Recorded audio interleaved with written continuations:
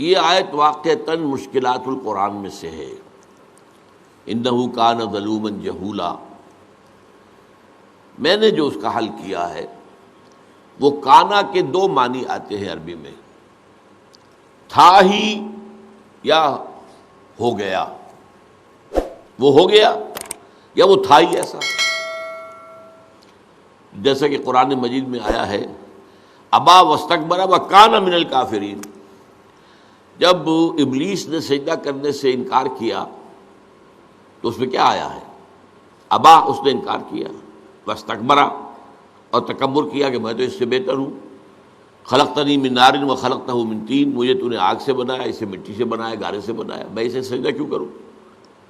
تو کان من الکافرین، وہ تھا ہی کافروں میں سے، ایک یہ ترجمہ ہے اس کا، اور یہ کہ ہو گیا کافروں میں سے اپنے اس انکار کی وجہ سے۔ تو وہاں بھی یہ ہے کہ اصل میں انسان تھا ہی یا ہے ہی وہ ظلوم اور جہول، میں سمجھتا ہوں کہ یہاں مراد ہے تھا ظلوم اور جہول، اور وہ کب تھا؟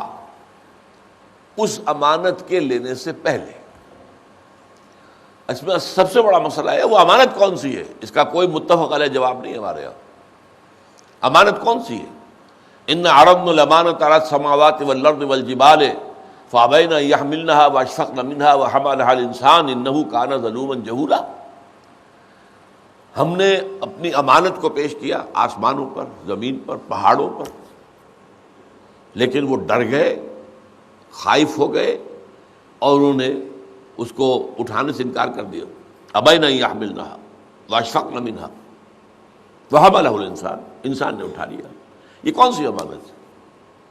میرے نزدیک یہ امانت ہے وہ روح ربانی جو آدم میں پھونکی گئی، جس سے انسان بنا ہے، ورنہ اس سے پہلے وہ حیوان انسان تھا۔ اب اس میں میرا نقطہ نظر جو ہے بہت تفصیل سے، جو حقیقت انسان والا بھی ہے معاملہ، ایک میرا مضمون زندگی موت اور انسان کے نام سے کتاب چاہے، اس میں حقیقت انسان، حقیقت زندگی، حقیقت موت، اس پر میں نے بحث کی۔ پھر ذرا زیادہ ثقیل فلسفیانہ جو ہے وہ ایجاد و ابداع عالم سے لے کر عالمی نظام خلافت تک، یہ میرا کتابچہ ہے تو کتابچہ، لیکن وہ بہت مشکل ہے، بہت ثقیل ہے، سب کے پڑھنے کی شے نہیں ہے، لیکن پہلا کتابچہ جو ہے وہ سب پڑھ سکتے ہیں، زندگی موت اور انسان، اور ایک ہے عظمت صوم۔ یہ دو کتابچے پڑھیں گے تو پھر میرے خاص طور پر اس موضوع پر جو خیالات ہیں وہ آپ کے سامنے آ جائیں گے۔ حیوان انسان، حیوانوں میں یہ بھی سب سے اونچا تھا، ایوولوشن کے ہائیسٹ پوائنٹ پر کھڑا ہوا، لیکن ابھی وہ حیوان ہی تھا، ہومو سیپینس بدل اینیمل۔ اس میں اللہ نے روح پھونکی، جس کو اللہ کہتا ہے دو جگہ قرآن میں، نفخت فیہ من روحی، اپنی روح میں سے پھونکا میں نے۔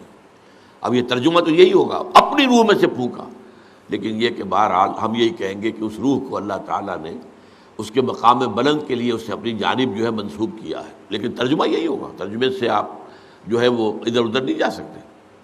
یہ ہے وہ شے جس نے انسان کو اشرف المخلوقات بنا دیا، ورنہ انسان کیا تھا؟ حیوان تھا، ظلوم تھا، جہول تھا۔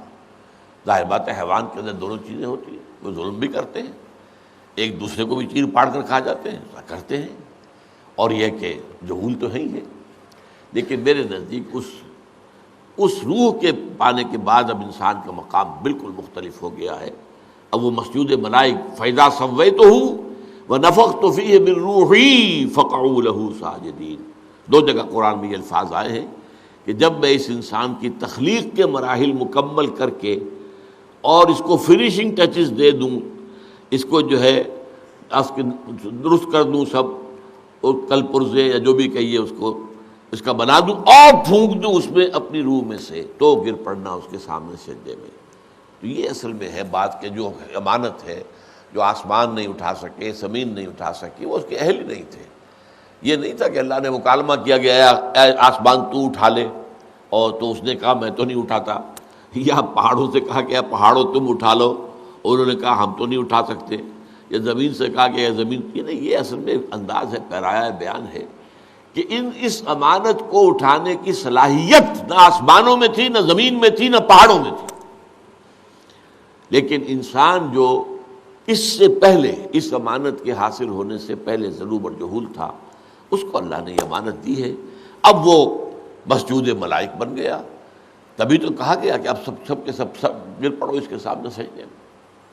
تو یہی ہے در حقیقت انسان کے بارے میں اور اس امانت کے بارے میں یہ خیال۔ تو کانا کا ترجمہ میں کرتا ہوں، وہ تھا ظلوم و جہول، اس سے پہلے وہ حیوان تھا اور اسی سطح پر تھا، جب وہ امانت دے دی گئی تو اب اس کے مطلب بالکل ہی دوسری شے بن گیا۔